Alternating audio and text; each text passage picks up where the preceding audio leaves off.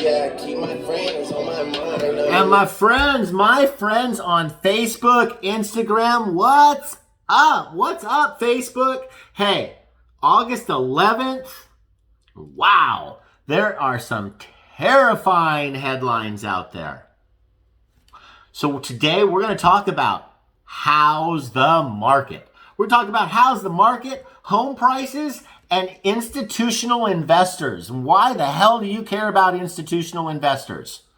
So we're going to water that down a little bit, but we're going to make sure that at the end of the day, that the Mariani Market Minute, I'm here not to give good news, not to give bad news. I'm here to give the news.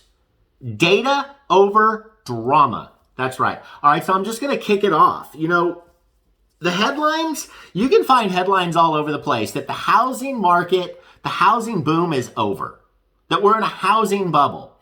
And this is all based upon showing times numbers being down in July.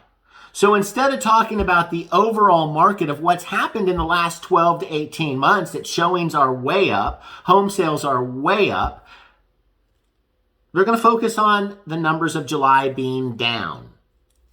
So that's true. You know, sales are slightly and showings were slightly down in July. That's because the market was moving at 100 miles an hour. And perhaps the buyer saw a police officer hit the brakes and slowed down to 65, 75, still way over the speed limit. So at the end of the day, why am I talking speed limit? Because at the end of the day, the housing market didn't really slow down. It might have provided an opportunity that if you were listening to a lot of my advice for buyers is, hey, there might be a few less eyes on this property right now. Instead of competing with 10 offers, 20 offers, maybe we'll only have to compete with 5 offers. So moving forward, you know, I think things are going to warm up, but we're going to see a lot of other articles too. And perhaps some home buyers and investors might think that the metrics are skewed. Because one article, if you read the headlines, and there was a lot of talk about this one, Blackstone bet $6 billion on buying and renting homes. This is how big corps destroy the American dream. BlackRock is buying up U.S. homes like no tomorrow. I printed these out, and I know they're upside down. You can't see them, but I am going to show you the percentage of single-family homes purchased by institutional investors.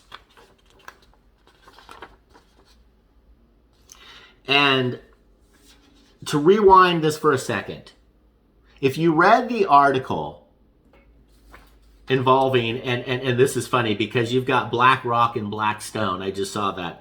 But at the end of the day, and the building says BlackRock, at the end of the day, these investors, they know that real estate is a good investment. And the numbers really, the institutional investor has been there. This is a graph of the last 20 years. The institutional investor is not new to the market. However, what we're seeing here between 2020 and today is institutional investing has really jumped up.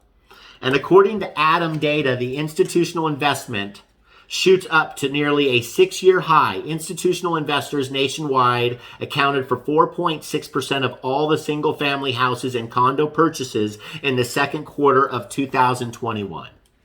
So, listen. If you're a money manager working for a large financial institution, a hedge fund manager, and you're investing money to make more money, do you think that they're buying these homes right now as prices are going crazy, skyrocketing up high? Do you think they're buying these homes anticipating that rents are going to go and that prices are going to go? They're looking at 18 months. They're looking at 5 years. They're looking at 10 years. And I don't know if they'll admit it, but they're looking at 20 years because at the end of the day, in 20 years, every home they bought is going to be worth a shitload more than what they paid for it. So at the end of the day, they may not tell you that they're looking 20 years out, but they are anticipating rents and prices with all the other housing experts to continue to go up. So because we slowed down in July, because people went on a vacation, because we couldn't do that last year, I'm willing to bet, I'm putting my money on that if you could take a vacation, you would, and I'd love to hear where you'd like to go. But if you could take 2 vacations, you would do it. Let me know. If you could take a vacation, if you could take 2 vacations, where would you go? Give me a comment, give me a like, share this video with somebody that you think needs it. Because at the end of the day, these videos, I want to turn you into a market ninja. So if you're thinking about buying, selling, leasing, or just not falling victim to the drama that the headlines, the news creates. Love you. Take care. Do what you do. Rock on, Facebook.